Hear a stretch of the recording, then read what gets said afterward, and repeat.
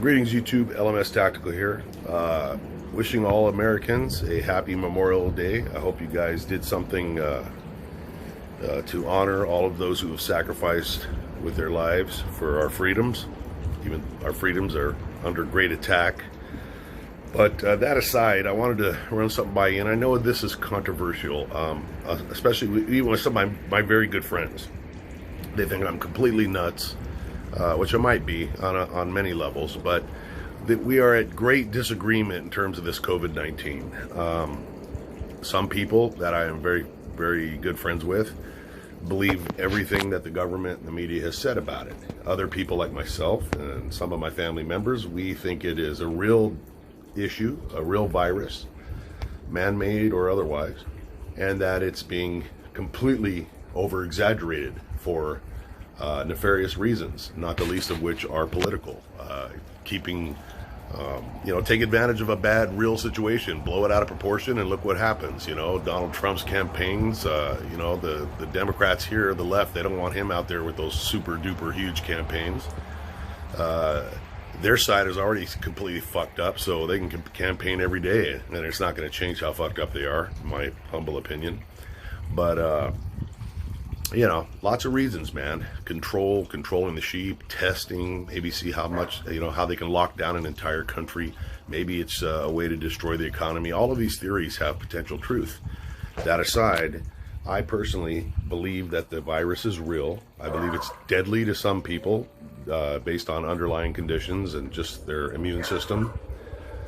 But I also understand and believe that, it's got a 99% survival rate if you do nothing.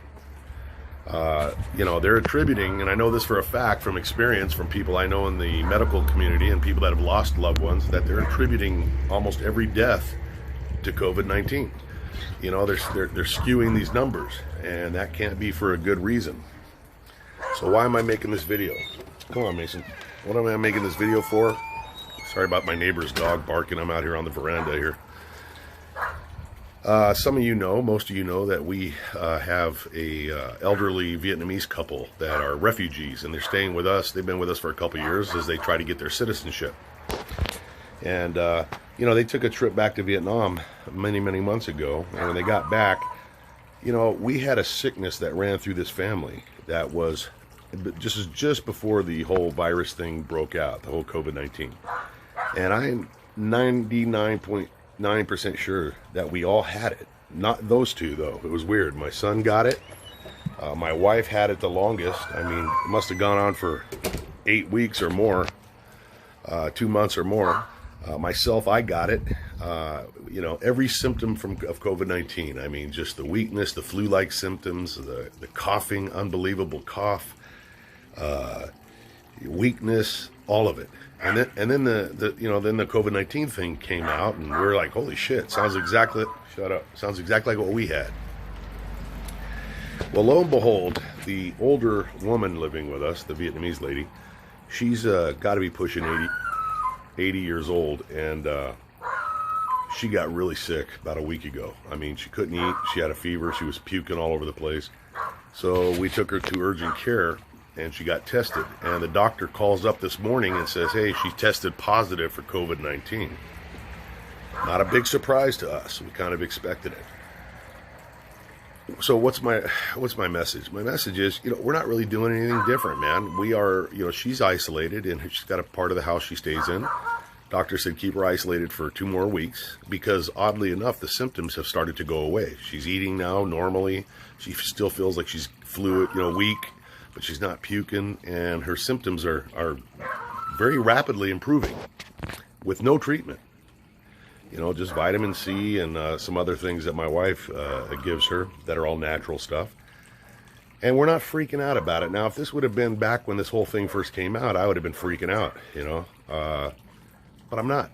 We've all been in the same house all this time, and I think it's come and gone. And now it's hitting her. And she, like I said, she's pushing 80 years old, and she looks perfectly fine now. She's wearing a mask. She's keeping separated. I can show you through the, I don't want to lose you. I was going to say, I'm looking through the window and I can see her husband. He's wearing a mask. He just came out to get something.